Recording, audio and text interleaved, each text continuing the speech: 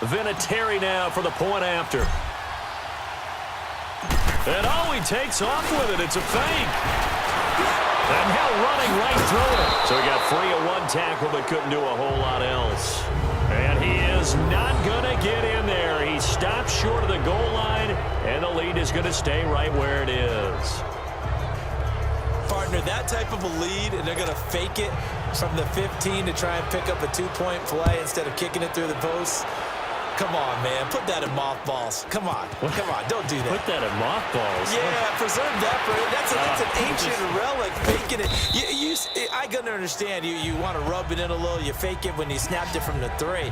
But from the 15, mothball that bad boy, just like my grandmother had. Yeah, in her attic, the stuff she used to preserve. Did the same. It smelled terrible. Let's go. Brady now on first down. Now he's going to throw deep right side. It's caught inside the 25. And he'll be taken down, but first he gets deep into Indianapolis territory. And at this stage, down in the second half, looks like they just wanted to find a way to get it in the hands of their playmaker, and they did. I think you're exactly right. I don't think the coordinator's looking at his play sheet and trying to figure out which play will work well. He's trying to figure out how to get the ball to the playmaker that you just described. Looking down at that sheet, you find people plays, not necessarily X's and O's, and that's exactly what they did there. That's going to be caught at the 10-yard line. And he's in. Touchdown, Patriots. As his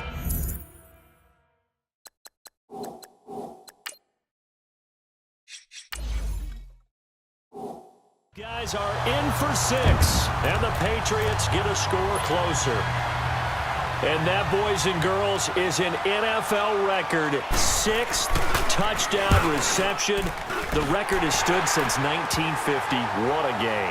How about that? Because so many things have to go right in order for it to happen. Not just him catching the passes, someone delivering it accurately, offensive line giving them time to throw the ball.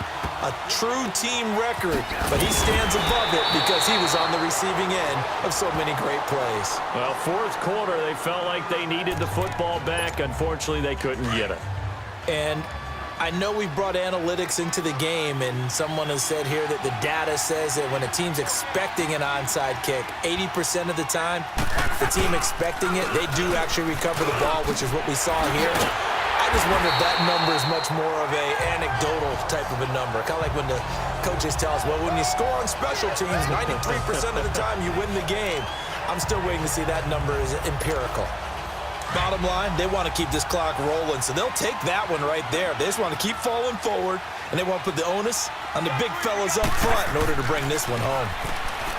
To throw is Locke, and he almost intercepted it. They haven't picked a ball off yet. That probably should have been their first.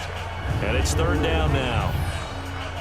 He's lucky to be getting that one back. After what they've done with him all day long, with all the targets trying to go after him, he's obviously gotten smart, and his pride has kicked in. Made a terrific play. The Colts on third down. They've been really good, converting 7 of their 10 tries. This is 3rd and 8. From the gun, here's Locke. He can run for it, and he will.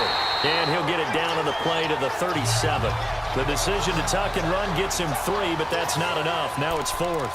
How about a tip of the cap to the defense? They're working against a very mobile quarterback, but all day long they've kept him under wraps. And on that play, they held him to a short gain.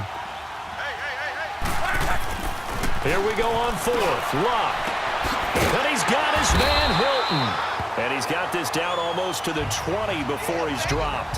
How about them biting off 15 yards there on the 4th down attempt and keeping the drive alive? Time for a break. We're back to crown a champion after this.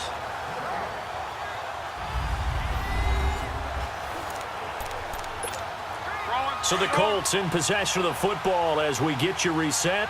And no doubt what they're looking to do is just salt away the final couple of minutes and escape with a win. They run with Turbin. Fights loose. And he's going to get this one down inside the 15. Just what you want on a first down run. Call it 8 yards. And it's 2nd and 2. Good gain there on first down. It keeps them in a running situation probably. They did everything right on that play, didn't they? They got the leverage up front, good blocking, nice hole for him, ends up picking up nice yardage. And he's got his man. It's Hilton for the Colts touchdown. T.Y. Hilton, a 14-yard touchdown. And the Colts are able to grow their lead. And that touchdown reception is the fifth.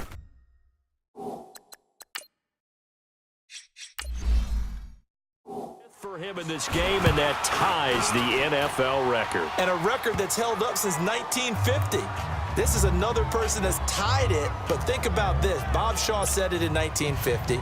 Kellen Winslow came along and tied it. And then, of course, Jerry Rice tied it as well.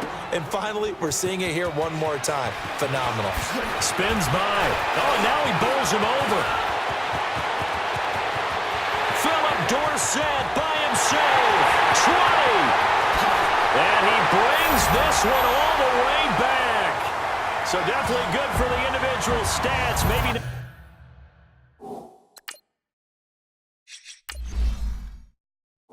For our storyline, but he's in for the late score. Points count the same no matter who scores them, but it feels like there's something extra when you get them the non-traditional way. From your special teams, an extra bounce for your squad. Gostkowski with the extra point, and that'll cut the lead down now to 22. So it would no doubt be a miracle comeback from here, but let's see what they can do starting with the onside kick. And this is going to be taken in by the Colts. The risk-reward of the onside kick, when you don't get it, the risk comes out to play, and here they gave up great field position. And that's the key to everything, because you're trying your best to press advantages when you have them, and field position leads you to that type of play calling, and whether you want to blitz or whether you want to throw the ball deep, those types of things, now that they've given up that type of field position, the advantage is switched to their opponent.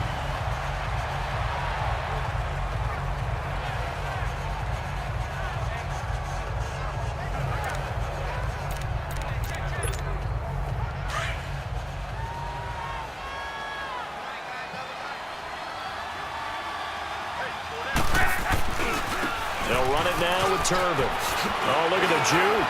And now running right through it. Oh, and now he bowls him over. That's good for 21 yards and a first down.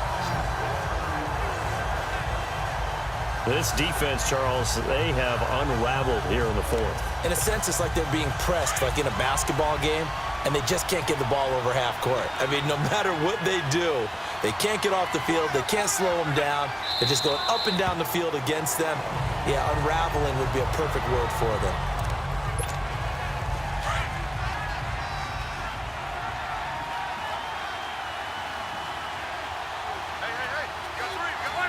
The Colts in victory formation now as they take the knee. The Colts on third down. Well, they've converted 7 times and could use another right now. This is going to be 3rd and 13. They'll run it now out of the gun. And he showed a nice little juke, but then the window quickly closed. And the Lombardi Trophy West in Indianapolis. The Colts are the Super Bowl champs. And their remarkable season ends in the most remarkable of ways. They get to put next to their name, Super Bowl champion. And they can't ever take that away, can they? Nope. That lasts forever. So good to see the emotion when it's all said and done. You see the hugs. You see the guys sharing, the collective happiness. Makes me want to carry you around a little bit on my shoulders to celebrate the triumph. And congratulations to them. A fantastic season. And they end this year just how everybody wants to end the year, holding the Lombardi Trophy. What a season for them. What a ride it's been for us as well here in the booth. For Charles Davis and our entire crew, I'm Brandon Gaudin. Thanks for watching, everybody. We will see you next season right here on EA Sports.